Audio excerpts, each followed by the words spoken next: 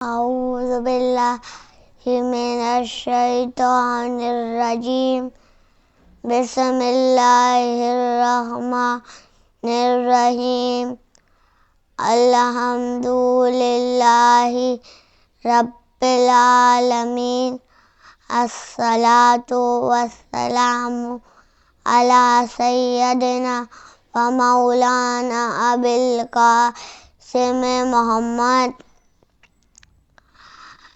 آج میں مولا عباس کی مناسبت سے کچھ پڑھنا چاہوں گا کہ جب مولا عباس کے لیے مولا علی نے فرمایا ہے صفین میں، ھذا قمر بنی ہاشم، یہ بنی ہاشم کا چاند ہے۔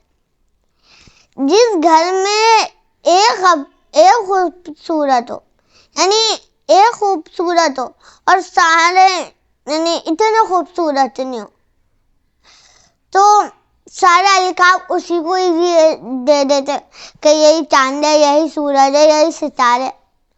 لیکن جس گھرانے میں سارے ہی خوبصورت ہوں، جیسے حمزہ، جعفر طیار، رسول خدا، مولا علی، اور یہاں مولا علی مولا عباس کو کیا کہہ رہے کہ ھذا قمر بنی ہاشم، یہ بنی ہاشم کا چاند ہے۔ اور اگر کسی کو کوئی پریشانی میں بھی ہو تو مولا عباس کا واسطہ مانگتے کہ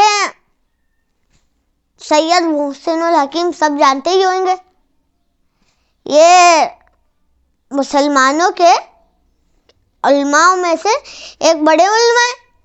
تو انہوں نے زندگی میں ایک ہی حج کیا، اور وہ بھی اپنے پیسوں سے۔ ایک بادشاہ فیصل تھا، اس نے کہا علامہ یہ میرا ڈیڈ حاضر ہے، آپ اس میں آ جائیں۔ سید محسن الحکیم نے کہا نہیں، میرے ایک ہی حج کی ہے اور میں کسی دوسرے کے پیسوں پہ نہیں جا سکتا۔ جب وہ بادشاہ فیصل کے علاقے میں پہنچے تو انہوں نے اس بادشاہ فیصل نے کہا کہ علامہ کیا ہوتا ہے، میں نے ایک پروگرام ارینج کیا، پروگرام رکھا ہے، اس میں بڑے بڑے علماء آئیں گے، ہماری طرف سے بھی کچھ آئیں گے، آپ بھی آ جائیے گا۔ تو وہ کہتے ہیں ٹھیک ہے میں آ جاؤں گا۔ تو جب وہ کہتے ہیں ٹھیک ہے میں آ جاؤں گا، تو اب جب وہ پروگرام کا دن آتے بہت بڑے بڑے علماء بیٹھے ہوئے ہوتے ہیں، تو وہ ایک علماء نابینا ہوتے، وہ کہتے ہیں کہ یہ مسلمان بادشاہ فیصل تعارف کرواتے سید محسن الحکیم کا، یہ مسلمانوں کے بڑے علماء میں سے ایک علماء ہے۔ تو وہ کہتے ہیں کہ لعنت اللہ، جب یہ کہتا ہے لعنت اللہ تو کہتے ہیں سید محسن الحکیم آپ نے مجھ پہ لعنت کیوں بھیجی؟ تو وہ کہتے ہیں بادشاہ فیصل کہتا ہے سید محسن الحکیم سے، کہتے وہ علامہ آپ بیٹھ جائیے، اس کو تھوڑی آگے بڑھتے۔ تو سید محسن الحکیم کیا کہتے نہیں، جب تک مجھے اپنی بات کا جواب نہیں مل جاتا میں کوئی آگے نہیں بڑھوں گا، آگے کوئی سوال کا جواب، کسی سے سوال بھی نہیں کروں گا، نہ سوال کا جواب دوں گا۔ تو کہتے کہ اس سے یہ تو پتہ چلا یہ بھی لعنت کے قائل ہیں، لعنت کو مانتے ہیں۔ تو کہتے ہیں اچھا آپ عرب والے ہیں نا، قرآن تو آتا ہوگا؟ تو کہتے میں پیدائشی عرب ہوں تو مجھے قرآن کیسے نہیں آتا ہوگا, قرآن پورا حفظ ہے. تو وہ کہتا اچھا میں آیت کا ترجمہ آیت پڑھوں گا اور اس کا ترجمہ کروں گا, آپ ہی بتا دیے گا اس کا مطلب, یعنی اس کا مطلب. تو وہ کہتے کہ وہ ایک آیت پڑھتے اور اس کا ترجمہ بتا دے کہ جو دنیا میں اندھا ہے وہ آخرت میں بھی اندھا محشور ہوگا. اب جیسے ہی کہتا آخرت میں بھی اندھا محشور ہوگا, اب اندھے تو وہ بھی تھے, تو اب ان کو بھی سانپ سوکھ گیا اور سارے بادشاہ فیصل اور علماء سارے چپ کے چپ. اب سوچنے لگا, اب ان کو تو بھائی سانپ سونگھ گیا. تو بادشاہ فیصل کہتے علامہ آپ ہی بتا دے. تو کہتے ہمیں بھی نہیں پتا تھا, یہ میں خود یعنی میں جھوٹ نہیں کہوں گا, یہ مجھے بھی نہیں پتا تھا, بلکہ امام نے بتایا.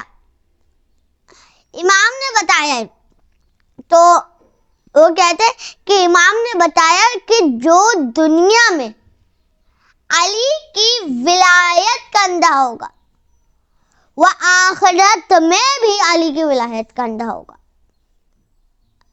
اور جب بادشاہ فیصل ایک سوال کرتے کہ علامہ یہ جو آپ لوگ سونے چاندی کی زریوں کو بوسہ دیتے ہیں اور یہ جو مٹی کا گاڑوں کو بوسہ دیتے ہیں, آپ کب تک دیتے رہیں گے؟ ہاں, تو وہ تھوڑی دیر چپ ہو جاتے. وہ دل میں سوچتے, یعنی 1-2 منٹ کے لیے کہ دل میں سوچتے کہ یا 5-6 سیکنڈ کے لیے دل میں مولا سے توسل کرتے, کہتے مولا باپ سے توسل کرتے, مولا میں اس کو علمی جواب تو دے سکتا ہوں, لیکن میں اس کو ایسا جواب دینا چاہتا ہوں جو اس بادشاہ کو قائل کر دے. تو وہ کہتے ہیں کہ جیسے یہ سوچ رہے ہوتے نا, دیکھو مولا کیسے مدد کرتے. مولا ایک بندہ آتا ہے بادشاہ فیصل کا, کہتے بادشاہ جی یہ رسول کے زمانے کا قرآن ہے. تو وہ ہرن کی مخمل کے کپڑے میں لپٹا ہوا تھا, ہرن کی کھال پہ لکھا ہوا تھا, سونے چاندی کے تاروں سے لکھا ہوا تھا. تو فن سے چومتے. تو سید محسن الحکیم کہتے بدعت, شرک, حرام. تو وہ کہتے ہیں کہ بھائی میرے کیا ایسا کر دیا؟ تب مجھے کہہ رہے ہیں بدعت, شرک, حرام. تو کہتے کہ آپ نے ابھی مخمل کے کپڑے کو بوسہ دیا. تو کہتے نہیں. تو کہتے آپ نے ابھی ہرن کی کھال کو بوسہ دیا. تو کہتا نہیں. تو کہتا آپ نے ابھی سونے چاندی کی تاروں کو بوسہ دیا. تو کہتا نہیں. تو وہ کہتے کہ نہ میں نے مخمل کے کپڑے کو بوسہ دیا, نہ ہرن کی کھال کو بوسہ دیا, نہ سونے چاندی کی تاروں سے لکھی ہوئی کو بوسہ دیا, بلکہ جو اس کے اندر قرآن مجید ہے میں اس کو بوسہ دیا. تو سید محسن الحکیم کہتے ہیں ہم لوگ بھی یہ جو سونے چاندی کی زریوں کو بوسہ نہیں دیتے, مٹی کے گاڑوں کو نہیں بوسہ دیتے, بلکہ اس کے اندر جو نبی اور آل نبی ہے ہم لوگ اس کو بوسہ دیتے. اور اگر بے شک کوئی بھی مولا سے توسل کرے گا تو اس کی دعا قبول ہو جائے گی.